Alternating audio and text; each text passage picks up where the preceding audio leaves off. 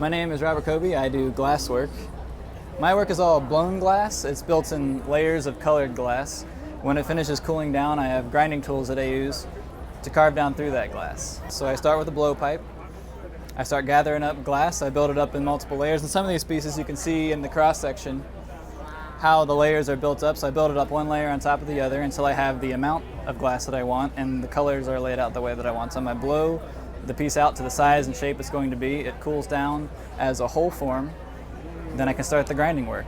So my colors, I use multiple different forms. We buy colors that are made from different manufacturers. I use bar form, which is solid chunks for the inside colors. All the subsequent layers of colors are fused in with powdered glass.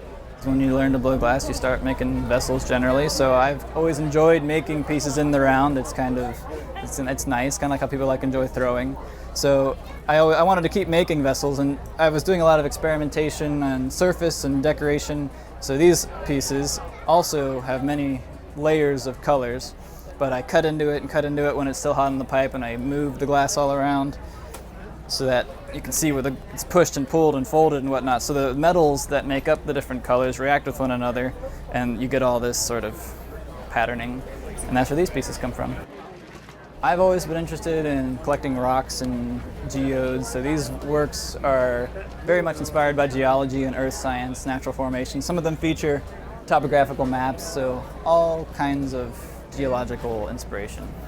I was a drawing major for some time. I've always liked drawing and whatnot, but I was kind of losing the energy from that department, and I had a friend who was interested in glass, and he said, "Hey, let's go up to the glass shop," and I said, "Sure, why not?"